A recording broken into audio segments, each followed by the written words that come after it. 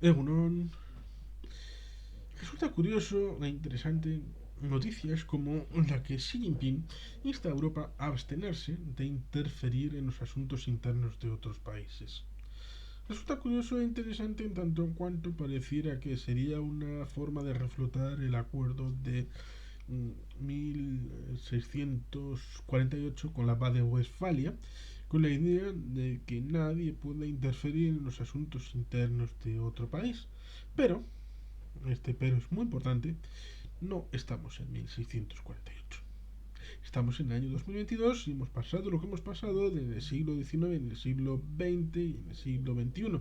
Ahora establecer la relación con los países y nuestro elemento de realidad, con la paz de Metternich, la paz de Bismarck, la Primera Guerra Mundial, la Segunda Guerra Mundial, la intervención humanitaria, la Sociedad de Naciones, la Organización de Naciones Unidas, la intervención de Vietnam en Camboya en 1978-79, el ámbito en la Pakistán Oriental en 1970, donde se estaba estableciendo una idea de genocidio, en donde los pakistaníes querían matar a todos los que fuera necesario con tal de mantener el Pakistán Oriental dentro de su país, mm, caiga el que caiga, y por lo tanto todas estas realidades son absolutamente imprescindibles de comprenderlas para ver que no estamos en 1648, estamos en 2022.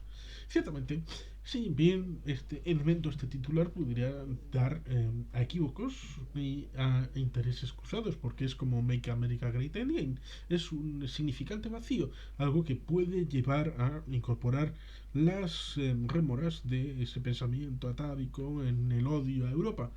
Porque Xi Jinping debería instar al mundo entero a abstenerse de interferir en los asuntos internos de otros países. Porque deberían de entender el hecho de que Ucrania es un país. Entonces, debería decirle Xi Jinping a Rusia que se abstenga de meter las zarpas en Ucrania, por ejemplo. Incluso en 2020, hace 2 años, ya va tarde, Xi Jinping debería decirle a Rusia que se abstenga de meter las zarpas en Belarus. O este mismo año, 2022, en enero, debería haberle dicho taxativamente: Rusia, no metas tus zarpas en Kazajistán. No lo hagas. No puedes hacerlo. A pesar de que exista el cesto. Lo cual es curioso, porque en el mismo año el cesto, la supuesta OTAN rusa, participó sin ser estrictamente necesario por la pelea entre el señor Tokayev y su antecesor, el anterior presidente, prefiero olvidarme, Nursultán Nazarbayev. Pues luego, en la guerra entre Armenia y Azerbaiyán, cuando Armenia ha pedido ayuda al cesto, Rusia ha dicho nada, ni siquiera ha respondido que no puede porque está metido en la guerra en Ucrania. A un aliado. Ese, yo digo que ese es el primer paso de Armenia para su futura integración en la OTAN. Pero bueno, vamos a ir al asunto porque el presidente chino Xi Jinping ha afirmado este jueves, hace unas semanas, que China y Europa deben mantener el respeto por sus asuntos internos y las principales preocupaciones de cada uno, haciendo un llamamiento a la Unión Europea para que no se entrometa sus intereses básicos. ¿En los intereses básicos de quién? ¿De la Unión Europea cuando compra el Pireo una empresa china? ¿Cuando Alemania cede parte del porcentaje de la empresa que lleva el aeropuerto de Hamburgo a una empresa china? ¿Cuando compran partes importantes, hasta el 25% del terreno cultivable de Ucrania, empresas de China? Esto es meterse en los intereses de quién. Xi Jinping. Cuando China es la responsable de la expansión del coronavirus y miente contumazmente con el origen y el desempeño del coronavirus dentro de China, ¿eso es meterse dentro de los intereses de la propia China? Es esencial, dice él, el señor Xi, Es esencial respetar las principales preocupaciones e intereses de la otra parte, especialmente la soberanía, la independencia y la integridad territorial, como la de Ucrania, ¿verdad? Y abstenerse de interferir en los asuntos internos de la otra parte, con el fin de preservar conjuntamente la base política de las relaciones China-Unión Europea. Ha afirmado así en una reunión en Pekín con el presidente del Consejo Europeo, Charles Michel. Lo cual es curioso, como dijo el eurólogo, podría decir eurófilo, pero eso ya sería meternos en filias y fobias, cuando en realidad es un periodista sobre la Unión Europea, Karim Jalal Pech, un murciano con orígenes libaneses, porque Murcia es tan importante que un murciano hizo la principal mezquita de Alejandría, y Nilo Tempore. A Charles Michel, que envió un mensaje grabado porque se lo pidieron, le pidieron que grabara un mensaje para ser emitido en una reciente cumbre en el ámbito de China. Luego se lo vetaron. Le vetaron el mensaje porque era incómodo y no correspondía a las cosas que estaba dispuesto a aceptar, a pesar de que estaba vinculado con el tema de Ucrania, estaba vinculado con el tema de la independencia, la integridad territorial, la soberanía del pueblo de Ucrania, que está siendo defendida en el campo del honor desde el 24 de febrero de 2022 por el pueblo de Ucrania. Y por tanto, esa integridad territorial que reclaman para Xinjiang, para Tibet, para Hong Kong, para la de rebelde Taiwán, ellos no están dispuestos a llegar hasta el último término para defenderla para el pueblo de Ucrania. Quizá por su cercanía respecto a Rusia. Lo cual, ciertamente, respecto a la historia, tenemos esos tratados desiguales y en el siglo XIX, en el año 1949, cuando llega el Partido Comunista, entonces empieza a tener una cierta idea respecto al pasado, como que es el punto de partida para la reconstrucción de lo que le habían quitado en el siglo XIX, 1856, 1860, por ejemplo Rusia, una de las potencias ocupantes en el norte del Amur, con toda esta región que fue el 10% del territorio de China del momento, la zona que hoy tiene Vladivostok como capital.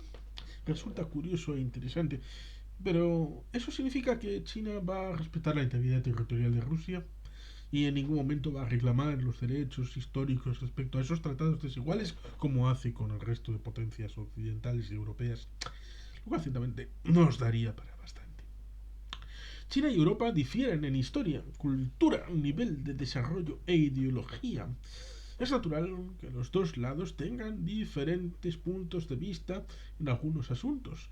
Debe mantener la comunicación y la coordinación de manera constructiva. Ha continuado el mandatario chino, haciendo hincapié en que la Unión Europea no debería entrar en sus asuntos. Resulta curioso porque China y Europa se conocen desde los tiempos del Imperio Romano, en el que sabían el uno del otro y de su existencia.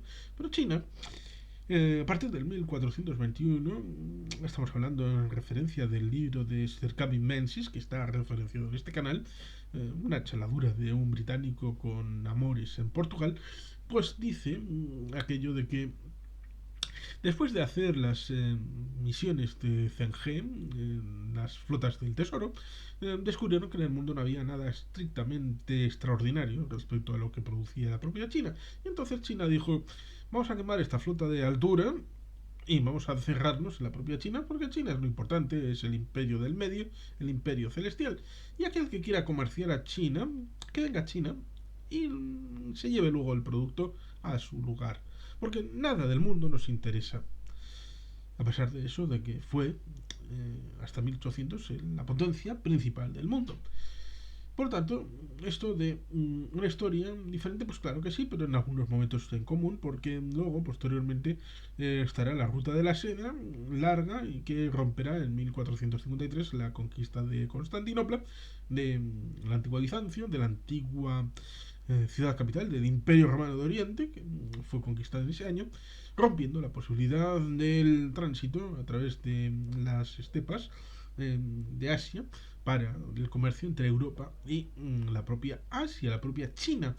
Lo cual ciertamente nos lleva al hecho de historia, cultura, desarrollo, ideología. Bueno, sería larguísimo de explicarlo y de profundizar en todos estos conceptos porque hay mucho más de interacción y de relación de la que se suele establecer. Hasta el punto de que en el presente, en los últimos años, ha habido comisarías secretas en países europeos del Partido Comunista Chino y de la República Popular de China en países europeos, cosa que es absolutamente ilegal porque seguramente sería impensable e inviable que países occidentales pudieran hacer exactamente lo mismo en territorio chino para controlar los trabajadores occidentales que viven y trabajan allí, lo cual evidentemente nos pone en situaciones y planos de desigualdad, lo cual evidentemente no es aceptable.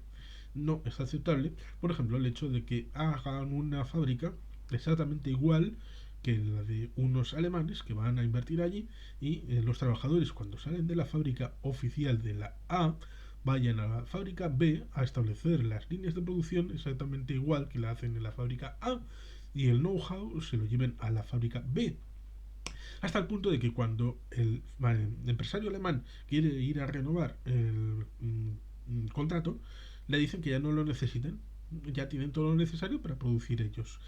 Hasta el punto de que en universidades tenemos la circunstancia en la que investigadores chinos, debido a la libertad respecto al método científico y la investigación a través del ámbito eurooccidental, cogen ese conocimiento y lo transmiten a las universidades chinas que lo pervierten para su propio beneficio, lo cual evidentemente ha hecho que en algunos ámbitos se haya prohibido el acceso a determinados ámbitos para determinadas investigaciones, lo cual es malo, pero es consecuencia de una participación errónea de un país, China, que está vinculado en el ámbito de la Organización Mundial del Comercio como país del tercer mundo y por lo tanto un receptor de subvenciones y de ayudas como si fuera un país en vías de desarrollo, lo cual evidentemente no lo es. Y no ha podido cambiarse debido a la imposibilidad de acuerdos políticos que actualicen la situación en esa y en otras organizaciones multilaterales. Continuamos, las palabras de Xi tienen lugar meses después de que la Unión Europea haya sancionado a algunos funcionarios chinos tras la publicación de un informe de la ONU en la que destaca violaciones de derechos humanos en la región de Xinjiang, de mayoría uigur, es decir, una lengua túrquica, lo cual es curioso porque la primera patria que debería de denunciarlo sería Turquía y ser la voz de esta gente con la Unión Túrquica que en principio Erdogan en los últimos meses ha establecido más allá de lo que ya existía a nivel cultural desde los años 90, ha impulsado la idea de avanzar en la profundización de un polo político como pudiera ser la Commonwealth como horizonte o la francofonía. Por lo tanto, serían ellos los más interesados, pero parece que no, que es la Unión Europea la que cubre estos huecos para con los derechos humanos en Xinjiang. Y por lo tanto, asimismo, también, durante los últimos meses Bruselas ha defendido la independencia de Taiwán, a pesar de que China reivindica la isla como parte de su territorio. Está ahí la idea que trasciende esta propuesta de texto respecto a la idea de que China es solo una. Hay una sola China desde hace 5.000 años hasta el presente. Hay una sola China en base a la legitimidad política. Hay una sola China respecto a la economía, la industria, el ámbito de todo lo visible y lo invisible. Hay un hilo de continuidad en todo desde hace 5.000 años y por lo tanto hay una necesidad de unificar todo. Y por tanto, cualquier posibilidad de una vía externa, un hilo que no comparta el hilo común y por lo tanto se salga de la norma, como puede ser la democrática Taiwán, que hasta el siglo XIX no había tenido vinculación con la China continental prácticamente nunca. Y desde 1895, en la primera guerra sino-japonesa, es conquistada por Japón y hasta 1945 no es parte del ámbito continental debido a la derrota en la Segunda Guerra Mundial de Japón.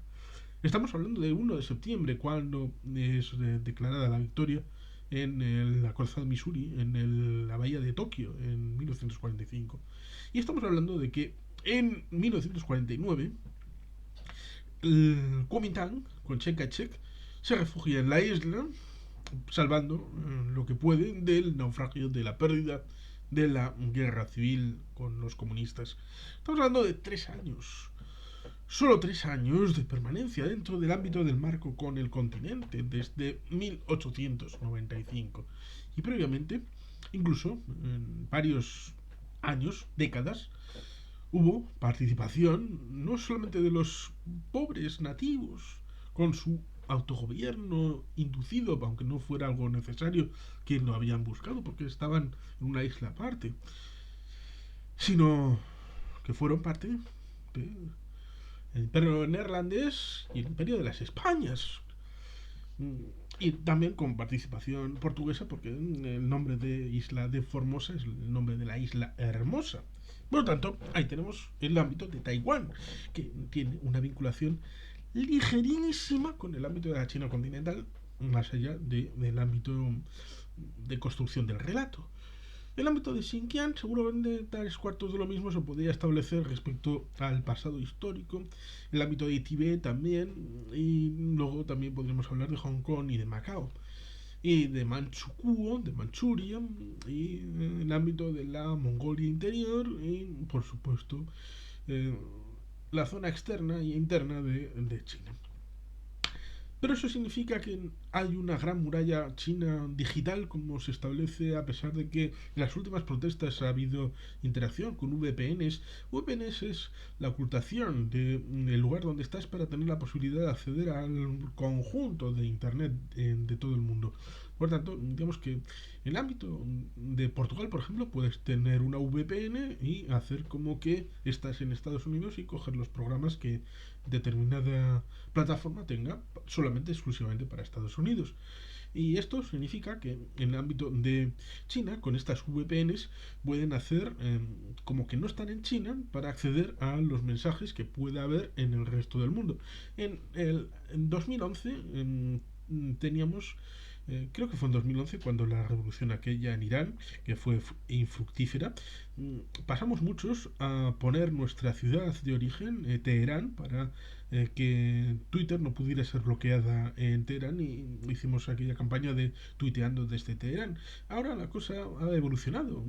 Décadas después, pues la situación es distinta. Ahora de establecer la realidad a pesar de la gran muralla china digital, como la gran muralla que trataba de flanquear el territorio de China para que nadie pudiera penetrar, la idea de Xi Jinping es que nadie pueda hablar de China, pero, en realidad, el mayor peligro que tiene es que los chinos puedan hablar de China. Pero eso no quiere hablar Xi Jinping. Prefiere hablar de que los demás interfieren porque hablan de la democracia y lo de más allá, incluso haciendo que haya esas protestas. Porque esas protestas no son de chinos de verdad, no son chinas de verdad, son organizaciones internacionales, ONGs y todas estas cosas, Soros, Bilderberg, la trilateral, los que en realidad están fomentando la disgregación, la diferencia, la destrucción, la descomposición de China. Ellos son auténticamente puros, no necesitan más que al Partido Comunista, pero tienen un pequeño problema, el compromiso que habían tenido históricamente respecto a la idea de que la prosperidad era sacrificada. Te damos economía, pero sacrificamos la libertad, la igualdad, la posibilidad del pluralismo político, de las elecciones realmente libres. Sacrificamos todo eso a cambio de que vas a tener un desarrollo económico bueno, potente. Lo que pasa es que para ese pacto social, esa paz social, era necesario un 10 o más de un 10% de crecimiento anual en el Producto Interior Bruto, cosa que ya se ha roto. Se ha roto y en los próximos años va a crecer un 2%, lo cual en el ámbito eurooccidental es algo razonable, más o menos. Es bastante común en varios países crecer a ese 2-3%. Pero en el ámbito de China eso conlleva unas dificultades intrínsecas brutales y eso es con lo que tiene que lidiar, pero no quiere lidiar con eso, prefiere decir que es una influencia extranjera y que los extranjeros no pueden meter las bazas en China, a pesar de que China a veces civilmente se ha metido en otros países, por ejemplo con las líneas de 9 puntos dentro del mar de la China meridional o en países de Asia como sea Birmania, como sea Malasia, como sea incluso Australia. Por tanto, aquí las cosas claritas. Xi Jinping, Europa, dirá lo que considere oportuno como faro de libertad en el mundo. Y tú tienes que ocuparte de tu país, que tienes dificultades muy graves y muy profundas. Esas son las cosas. Y así hemos contado el asunto. Y sin más, es que ricasco, a Berbat, Betty Helpian.